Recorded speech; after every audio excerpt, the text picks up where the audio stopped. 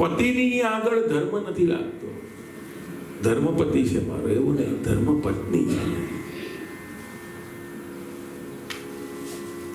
ઇતિહાસમાં માણેક મહેતી અને નરસિંહ મહેતા એવા પાત્રો એવા છે કે જેણે પત્નીને ધર્મપત્ની એટલા માટે કે પતિનો બ્રહ્મ સંબંધ ભગવાનની સાથે કરાવે છે, એટલે ધર્મપત્ની.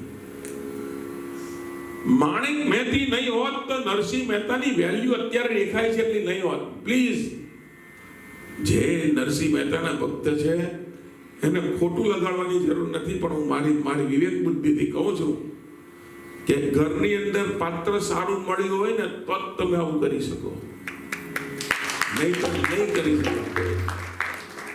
અને એ જમાનાની વાત પણ જુદી અને આજની પણ જુદી. આજે તો ખાસ જોવામાં આવે, પત્નીને પૂછીને જ બધું થાય. એ રાજી તો આપણે રાજી રહેવાનું, બીજું કઈ નહીં.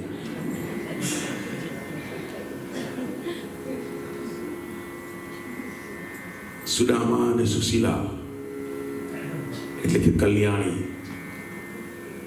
સુદામાની વેલ્યુ એટલી બધી નહીં હોઈ શકે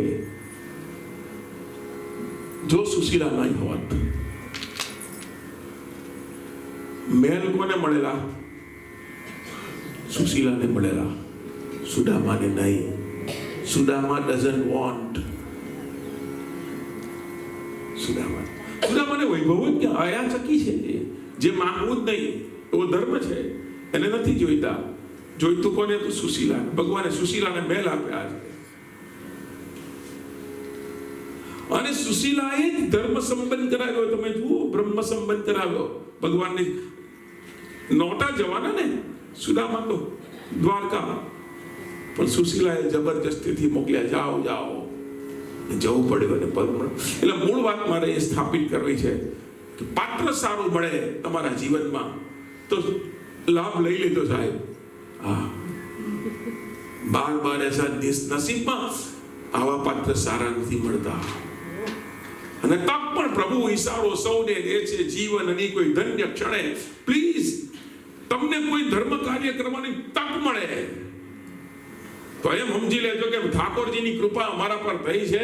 અને બીજું, અંતરિક્ષમાં રહેલા તમારા પિતૃઓ એ તમને આશીર્વાદ આપતા હોય કે બેટા ધર્મ કાર્ય કરી દે. એટલે બહુ ધ્યાનથી ધર્મ કાર્ય આપણાથી એકદમ, મેં કહ્યું તેમ, આપણામાં રહેલા જે આપણા પાપો જે છે, પાપ કર્મ, એ તમને ધર્મ સુધી પહોંચવા જ નહીં દે. એના માટે તમારે you need to fight with them. તમારે લડીને તમારી જાતને અવ્વલ લાવીને સાબિત કરવું પડે તો જ તમારાથી કથામાં અવાય. મને ગઈકાલે આટલા 3 દિવસમાંથી કેટલા બધા બહેનો આવીને કહી ગયા, કાનમાં કહી ગયા છે કે મહારાજ અમે તો જિંદગીમાં કોઈ દિવસ કથા જ સાંભળીએ નહીં. અને એક બેને મને કહ્યું કે જબર, એક વાર તો આવ, હવે રોજ આવું છું. મને 2 દિવસથી એક ભાઈ આવીને મને કહી જાય છે કે મહારાજ મેં નક્કી કરેલું કે અડધો કલાક બેસીશ. આ મારો 3જો દાડો છે કે છે. તમારા નસીબની અંદરની પણ વાત છે. તમારા નસીબની અંદર જો હોય તો કામ થઈ જાય. બાપાએ બધા ભલભલા કામો કર્યા. એમાંનું એક કામ એવું કર્યું, સાધુ સંતોને માથે થઈને બાપા કઈ પણ કોઈની પણ પાસે માંગણી કરતા પૈસાની. એમાં એક હતો રવજી ખોજો. બાપા એ રવજી પાસે અમુક રૂપિયા લઈ આવ્યા અને સાધુ સંતોને જવાડી દીધા. પૈસા વપરાયા.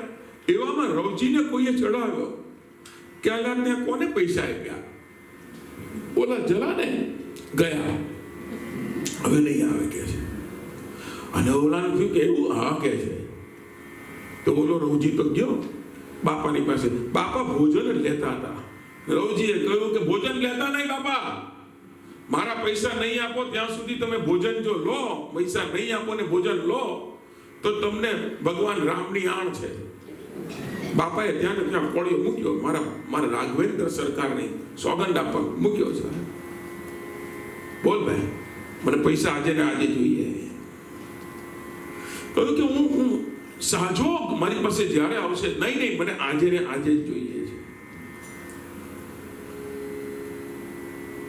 બાપાએ લાકડી લીધી, પાઘડી પહેરી અને વીરપુરના ઠાકોરને ત્યાં ગયા છે.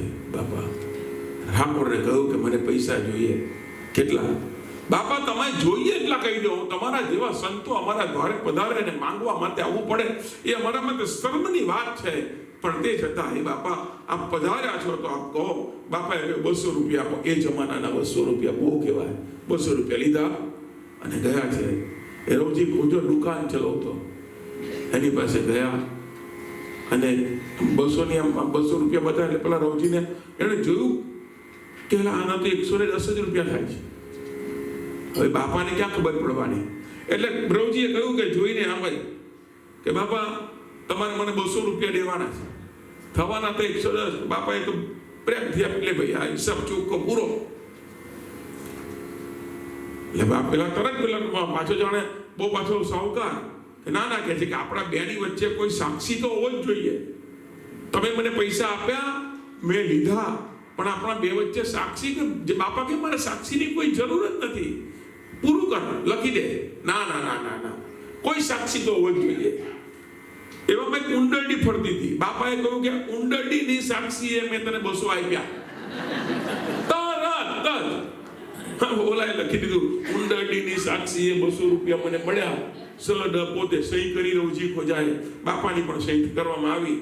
બાપા ગયા છે ઘરે. સાંજ પડી, રાત્રે 7 વાગ્યા, દોડાદોડ થવા લાગી. શું થયું? રવજી ખોજાને ખબર પડી કે એની દુકાનમાં આગ લાગી અને એ દોડ્યો છે દુકાનમાં. અને તમે માનશો નહીં કેવી ઘટના ઘટેલી કે એ દિવસે આ રવજીએ 90 રૂપિયા બાપાના વધારે લીધા. 90 રૂપિયા બાપાના વધારે લીધા હતા. તો પેલી કુંડળીની સાક્ષીએ લીધા હતા ને, તે દીવો ઠારવાનો ભૂલી ગયો તો. તે કુંડળીએ વાત મોઢામાં લીધી અને આખી દુકાનમાં ફેરવી દીધી વાત.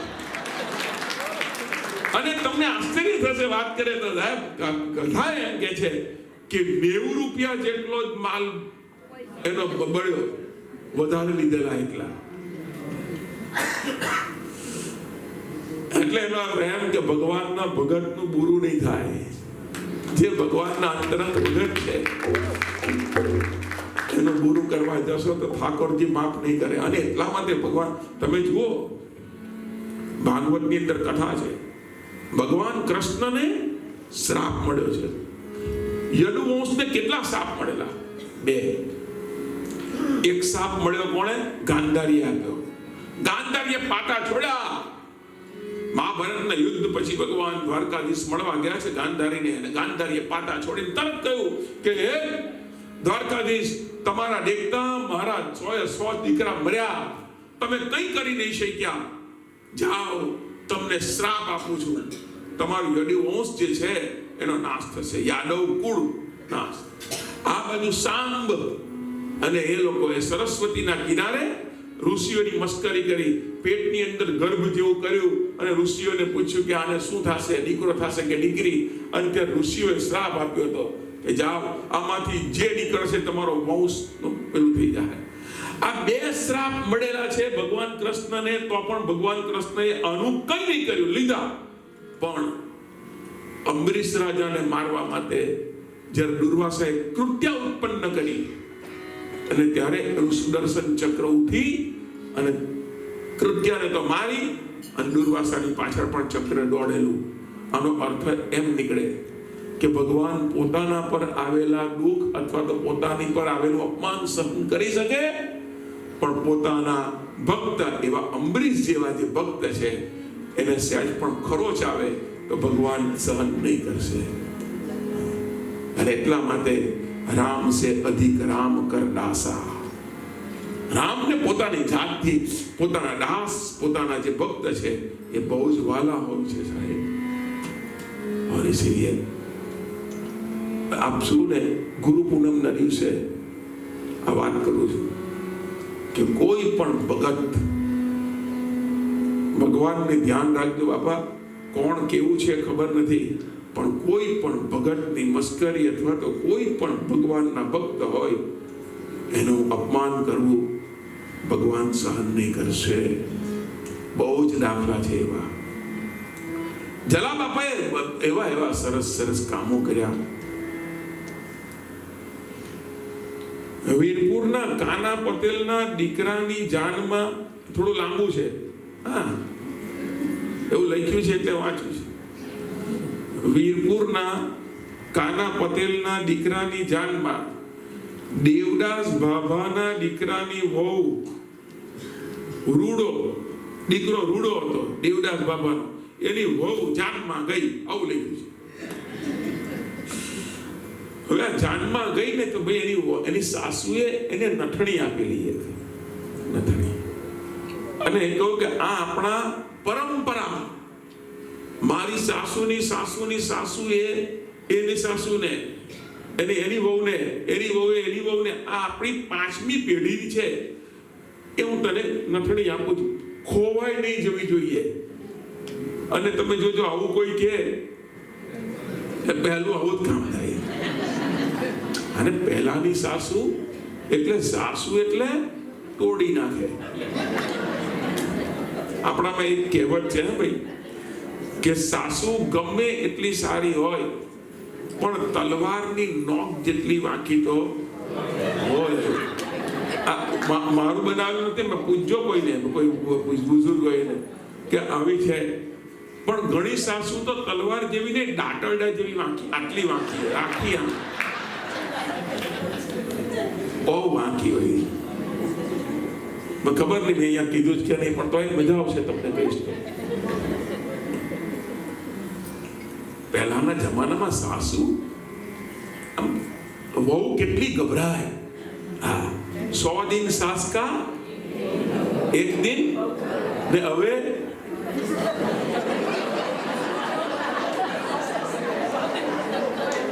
આ બધો અનુભવ બોલવા લાગ્યો. 100 दिन હવે કેવા વહુ કા, અને 1 दिन ના એ પણ વહુનું, એ વહુનું બધું જેનું જ આવી ગયું. હવે સાસુનો 1 રૂપિયો નહીં આવે. હવેની સાસુ બિચારી એકદમ પેલી, પણ આ બધી કેટલું હશે છે. આ બધી આજની વહુઓ છે ને એ સાસુને એમ કે અમે તમને એમ, સાસુને કહે કે તમને એમને એમ દુઃખ નથી દેતા, તમે અમારી પહેલાની વહુઓને બહુ દુઃખ દીધું છે, એટલે અમે આ વખતે બદલો લેવાના. એ મારી બેટી કીટી પાર્ટીમાં એ જાય, છોકરા હાચવવા રાહુને આપે, બેબી સિટિંગ તમારે કરવાનું, એ કીટી પાર્ટીમાં જાય. જમાનો એવો આવે છે.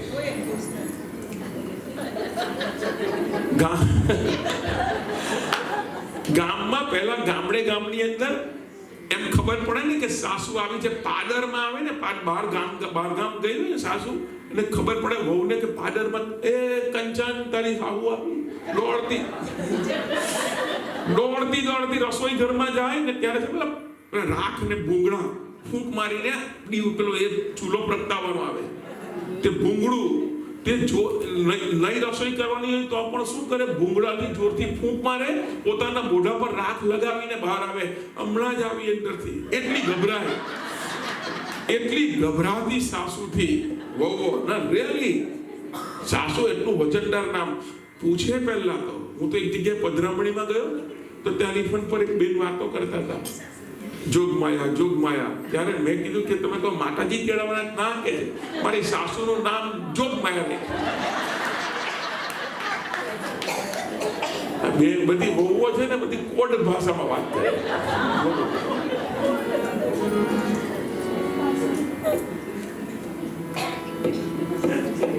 એક વહુ આવી એક સંત પાસે, ને સંતને કહ્યું કે બાપજી, મને એક પ્રશ્ન છે. કે સંતે કહ્યું બોલો શું? કે મારી સાસુ સપનામાં આવે છે. સંતે કે બહુ સારું, સપનામાં આવે તો ખોટું નથી, સારું કહેવાય. સારા નિશાની સુકનની નહીં કે છે, ડોળા કાઢે. તો કે હમણાં તમારી સાસુ ક્યાં છે? વહી ગઈ, 10 વર્ષ થયા, તોય રોજ આવે છે સપનામાં કે છે. ત્યારે પેલા સંતે કહ્યું, નક્કી એ જીવતી હશે ને ત્યારે તે દવા બરાબર પાઈ નહીં હશે. ના મહારાજ, દવા બરાબર પાતી હતી. મારી સાસુ જો બીમાર પડે તો મને તો ટેન્શન લાગે.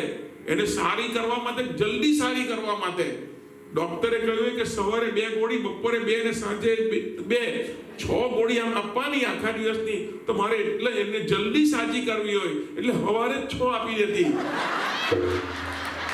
મને, એટલે જલ્દી સારી કરવી હતી.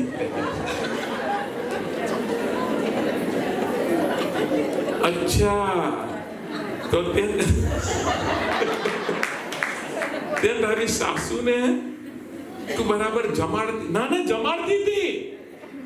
એને શું વધારે ભાવતું? મારા શીરો બહુ ભાવતો. તો તું શીરો નહોતો ખવડાવતી?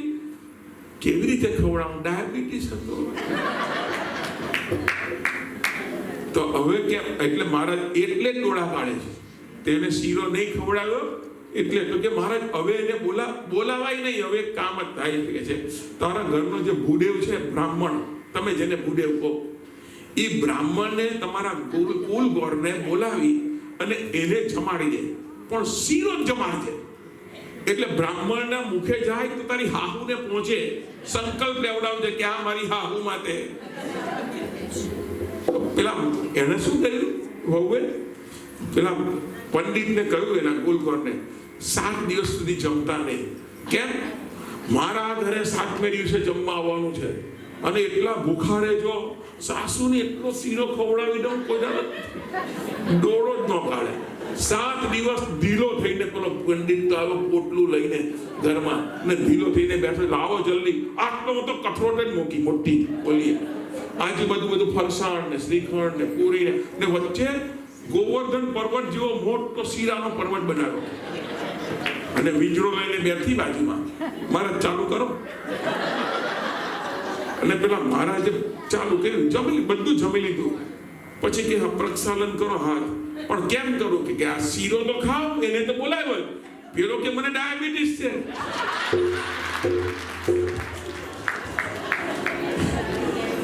ડોળા કાઢે છે જ હવે તો. તપેલી વહુ જાનમાં ગઈ અને સાહેબ કથા તમે જુઓ, એની નથણી જે હતી એ નાકની નથણી ખોવાઈ ગઈ અને પેલી બિચારી દુખી થઈ. એને જલા બાપાને પ્રાર્થના કરી કે હે બાપા, જો મારી નથણી એટલે કે જો મારી સાસુ મને વઢે નહીં, મને ખીજવાય નહીં, તો હે બાપા તમારા સ્થાનમાં આવીને શ્રીફળ વધેરીશ. અને આ વહુ જેવી ઘરે ગઈ, સામેથી સાસુ આખો નેચર જ બદલાઈ ગયો. સાસુને જોઈને વહુ બિચારી રડવા લાગીને કહ્યું કે માં, ક્ષમા, માફ કરજો. તમારી વારસાગત પરંપરાગત એ નથણી મારથી લંડનમાં ખોવાઈ ગઈ છે. અને એને એમ થયું કે હમણાં વળશે. પણ પેલી વહુ સાસુએ તો, બેટા એમાં કઈ નહીં, બેટા કઈ વાંધો નહીં, એ તો ખોવાય, એ તો નાની હતી ને, કઈ વાંધો નહીં, પરંપરાગતની વાત છોડ. અને એવી ડાઈ વાત કરવા માંડી. પેલી વહુએ કહ્યું કે વાહ, મારા જલા બાપાએ મારી રાજ રાખી. અને એટલે શ્રીફળ લઈ અને શ્રીફળ વધેરવા માટે ગઈ. જલા બાપાએ વીરબાઈને વાત કરી કે બા, કે મારે આવી ઘટના બની અને એટલા માટે હું શ્રીફળ વધેરવા આવી. એવામાં જલા બાપા આવ્યા. જલા બાપાએ વાત સાંભળી. જલા બાપાએ વીરબાઈને કહ્યું, દેવી આ લઈ અને આપણા ભગવાન રામ પાસે જઈ અને એને વધેરી દો, એની બાધા પૂરી કરો.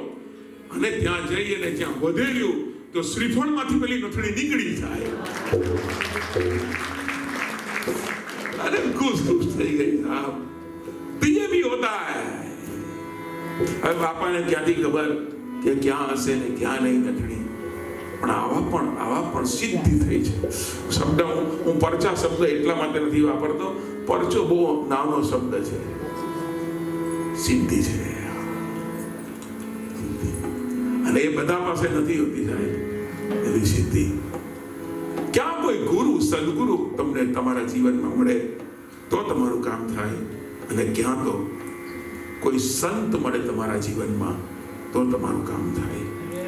એવો જ જલારામ બાપાના ગુરુભાઈ હતા જેનું નામ હતું વાલારામ, જે ગારિયા, આ બનેલી વાત છે. આ પણ આજની તારીખમાં પણ જે જગ્યા પર જશો આ જગ્યા પર તમને એના દર્શન થશે, વાત જાણવા મળશે. જોકે આ વાલારામ એટલા બધા પ્રખ્યાત નથી થયા જેટલા જલારામ થયા છે.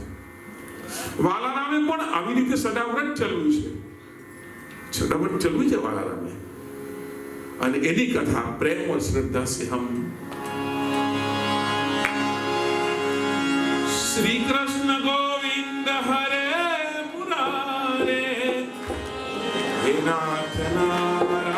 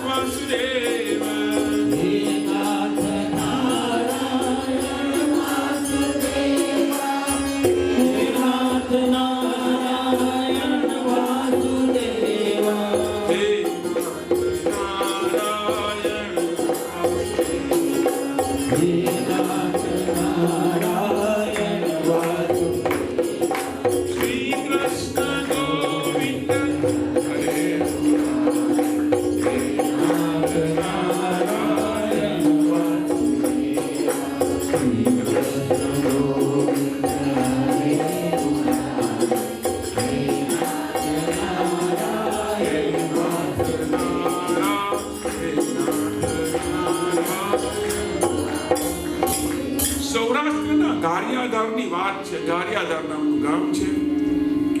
ભાદરવો માસ છે. ભાદરવા માસનો